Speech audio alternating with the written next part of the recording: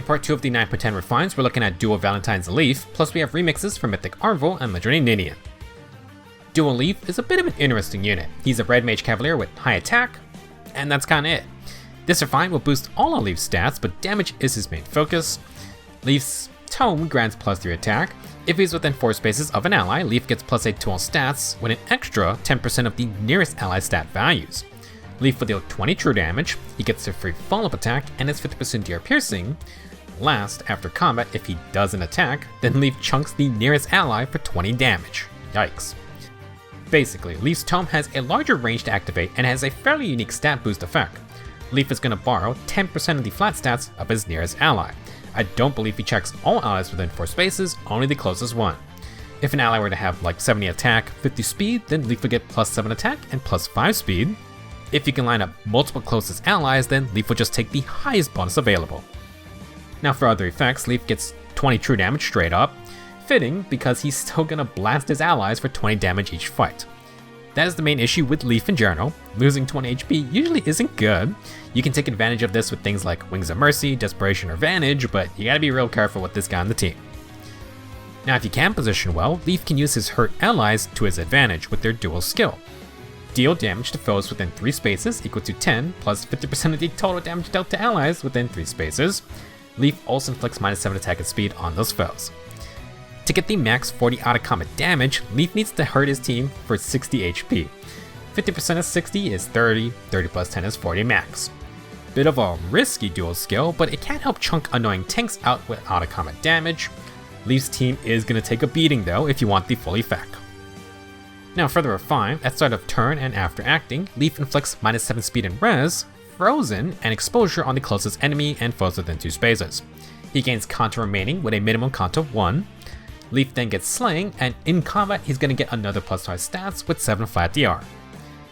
Alright, these effects might make up for Leaf's friendly fire. Frozen support is really fun to mess around with, though Leaf might not be the best user of it. As for exposure, that's another 10 true damage for Leaf. Fortress for Conto with Slaying are nice bonuses, and we'll take 7 flat DR with speed and res debuffing. For playstyle, Leaf got a pretty nice stat boost with his new refine, and even though his base stats aren't crazy high, you do need to watch out. With Frozen, any defense advantages translates into extra speed, so running attack and defense skills could be fine. You can also stack more speed and res debuffs using Shackle. Those are in-combat debuffs to stack with Leaf's field debuffs, and Leaf provides 4 statuses to fully activate Shackle. This will mean 15 true damage, and counting exposure with his Dome, Leaf could get up to 45 true damage per hit. Now for other skills, Leaf can use Sturdy Flare for Flame Towers or Remote Sturdy for 30% DR, Fleeting Echo and Brash Assault for other % DR options. If you want unperishable % DR specials, you can try Ice Wall or Flame Wall. However, Leaf will have to rely on the enemy having a special ready. For his own cooldown, Cavaliers don't have a ton of options. Heavy Blade or Quick Impulse is basically it. Ranged Cavaliers can't use the new Bellows skill, but they can use Favor. Again, free cooldown without fighting is just so good for any unit. For other buffing options, you can run Insight Hone. Leaf already has Fatal Smoke, though he only has the tier 3. If you want the anti-miracle effect, you need the tier 4. Now if you just want to try and help allies regarding Leaf's friendly fire damage, then you could run Breath of Life 4. Just a reminder that for their dual skill, you need to use it while allies are hurt. Otherwise, it's just going to be a pretty low 10 out of combat damage. All in all, Dual Leaf's refine is definitely interesting. Frozen can spice things up, although Leaf will need to stack defense himself to really abuse it. At least he got some nice perks though, like Conto and Slaying, just a ton of free true damage. Next, Arval is an Anima Mythic colorless mage. They have the typical high attack on his mate stat spread. Arval's Rite of Souls did get some base upgrades. At start of either phase, inflict Guard, Discord, and Res Shackle onto foes within 3 rows or columns that have less res than Arval. Arval actually gets a +5 extra res advantage for the stat check. Now, this is a Slaying Tome. If initiating or near an ally, Arval gets +5 stats, 20% res is true damage that works on AoEs, they prevent 1 follow-up attack, and last get defensive tempo, aka they neutralize extra special charge effects. Overall, Arval's weapon now inflicts Discord with Res Shackle. It still has a res check, but it's easier to meet, and it now deploys on both phases, which is good. For combat, Arval has added defensive tempo to pair with Guard. This means the foe cannot charge their special unless they use no Guard or have instant cooldown. For the refine, if initiating or near an ally, Arval gets +5 stats with an extra bonus of 10% flat res. Arval's got 20% res flat DR, and they get 50% DR piercing on all hits. Overall, Rite Souls added some stat debuffs, extra stats, flat DR, and some DR piercing. Nothing super crazy so far. For the remix, Arval's Duality A skill has been updated. It now grants plus 10 flat attack and res. As a colorless unit, Arval will get weapon triangle advantage against the 3 other colors. They cannot use triangle depth effects though to push this further. Now at the start of turn, Arval grants -1 cooldown to allies within 2 spaces. They make a free follow-up attack, get 7 true damage, and get 7 flat DR. With the Refine Plus remix, Arval's not exactly reinventing any wheels here. We got a lot of standard effects like true damage, flat DR, and 50% piercing. Discord and Res Shackle are nice for extra stats. Defensive Tempo plus Guard is appreciated, though that does nothing against the million instant cooldown effects currently. Now, the most interesting parts of Arval's kit is their triangle advantage against all 3 colors, and they now give -1 cooldown in an AoE every single turn. Been saying it forever that free cooldown without fighting is incredibly strong. As a defense mythic, if the offense doesn't move immediately, then Arval just accelerates everyone's specials. Always gotta be careful of anyone with those high damage special nukes. For playstyle, Arval will further improve upon their support power with the free attack and res Havoc B skill they get thanks to the remix. Havoc is just an incredibly good B skill. It relies on res checks, which Arval already stacks thanks to Duality, and their attack and res OC skill. Havoc inflicts -7 attack and res, which gets doubled with Sabotage, and Schism can mess with anyone trying to use Triangle Attack or Dual Strike with something like Emblem Lin. Arval will get another 20% res as true damage, plus they get Kanto 1. With this base kit and the Refine, Arval's pretty much primed to just sit in the back, debuff the enemy, and then eventually charge up a high cooldown nuking special. You can go with the full DR piercing Frost Moon, or you can get some percent DR with Ice Wall. Technically, Glacius does more damage than both of those. If you're interested, there is actually a new nuking plus percent DR option Arval can use. On the Halloween banner, Comet is a 5 cooldown special that works like Glimmer or Astra. It does 3 times base damage, and Arval is actually in a good spot to utilize this.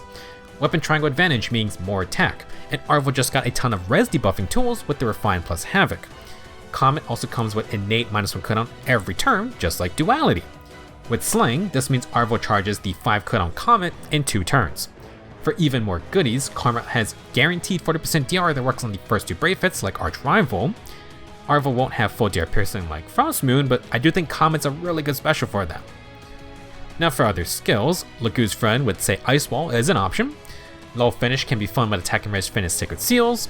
Arval can get more flat attack and res with Still Water, or you could go with Squad Ace for extra HP. For more cooldown, Pulse of Ploy can add exposure with Ploy statuses and another -1 cooldown for Arval. This could be good for AoE special pre-charging. Silence Ward can give Nelsie Disrupt with -1 instant cooldown. This could help offset scale effects. For more extreme cooldown methods, Creation Pulse can give -2 instant cooldown. Arval inflicts a ton of penalties to get the full benefit. You can also use Pulse On for a -2 instant cooldown on the follow-up attack. This could get Arval double specials if you ran a through cooldown Magic Light or Flare. Technically, you could also charge full cooldown specials if Arval tanks a hit. Either way, you got tons of options. Arval definitely isn't going to be the flashiest mage out there, but they can hit hard and they have the unique weapon triangle against 3 color types. The free cooldown support is great, and getting Havoc for free is actually insanely generous. The new Comet special will also work very well with Arval's general playstyle. The last refine for this month goes to legendary Ninian. This Ninian is a Dragon Cavalry Dancer, very unique typing, and she's also by design a Comet-ready dancer. Ninian has learned some spicy new moves. Let's start with Ninian's Dragon's Dance 2. As usual, grant an ally an extra action and now refresh their Kanto ability. Ninian grants +6 attack and speed, treachery and potent follow to the danced ally, plus herself and pair up partner. If you use this dance from turn 2 onward, Ninian herself gets an extra action. She will self-inflict isolation, and this extra action goes on a 2-turn cooldown. Couple of big changes: the extra action cooldown went from 3 turns to 2 turns. If you use it on turn 2, you can use it again on turn 4. Next, Ninian refreshes Kanto, which is always a great perk for attackers who can get in and out. Third, Ninian can get some amazing buffs now. She only used to give +6 attack and speed. Now she hands out treachery for true damage based on total field buffs, and the very rare potent follow status. More damage and extra hit opportunities is amazing. Don't forget, Ninian herself gets these buffs. For her Faithful Breath refine, things get even better. Ninian gets +3 attack. After using Dance, inflict -7 defense and res, exposure, and panic onto the closest foes from Ninian and her ally. The debuffs then spread out 2 spaces from their target. For combat, if above 25% health, Ninian gets +6 attack and speed and then a bonus 10% flat speed. She gets full no follow-up now, and if facing a blue foe or the foe has an active penalty, Ninian prevents their counterattack. Faithful Breath added some damage support via exposure, and Panic is great to mess with field boss. Ninian previously had to be within 4 spaces of an enemy to land her debuffs. They now always hit the closest target and spread out. For herself, no follow-up is great, and extra attack and speed is nice. Part of Ninian's Comet Dancer role is being able to avoid those counterattacks. For the refined part, Ninian gets Conto remaining +1 with a minimum Conto of 2. She gets another +6 tech and speed and can deal 25 true damage if there are 5 advantageous statuses in the fight. Last, the Dancer gets 50% DR piercing. Alrighty, so all in all, Ninian is very happy with this refine. Most Dancers get combative refines because the devs don't want to push their support power too far. Dance alone is already really strong. Well, not only did Ninian get amazing new support perks, she's just getting effects regular combat units get. Ninian applies 4 advantageous statuses, which is at least 20 true damage from her refine. Exposure's another 10, and Treachery's another 12 with +6 attack and speed buffs. That is crazy coming from a Dancer. On top of this, you get DR Piercing, a potent follow-up, and no follow-up plus sweep effects. Last, Ninian gets Near Trace for Conto to get out after. It's a pretty insane upgrade. For playstyle, Ninian wants to dance in turn 2, get the extra action, then make an attack herself. She inflicts penalties on the closest foe so she can activate her sweep effect. Ninian stacks a ton of true damage and can get that 3rd potent hit if she's fast enough. She's gonna drop easily if the foe gets the hit back, but that's a fine trade-off for a unit who's supposed to be primarily here for support. Now in regards to dancing, Ninian can refresh Conto. If you got units with good Conto range, they can dive in twice and get out twice. With all the new statuses Ninian gives, that's just a really nasty upgrade. Now the fun doesn't stop because for her remix, Ninian gets Attack and Res Cantrip for free. She no longer needs that Conto B skill. Cantrip inflicts -7 attack and res and sabotage in a line. A little bit of overlap, but Ninian can double her debuffs on every stat except for speed. Generally speaking, Ninian's base kit's fine, but you can upgrade Catch 4 to Slice with Sparrow or have fun with Flared Sparrow. Blue Feud is funny, but this can also be a support skill like Shadow Shift or Smite. You can also use Insight Hone or Outcry Do or the brand new Bellow. Dragon Dance can only buff one ally. With these cavalry buffing C skills, you can support everyone.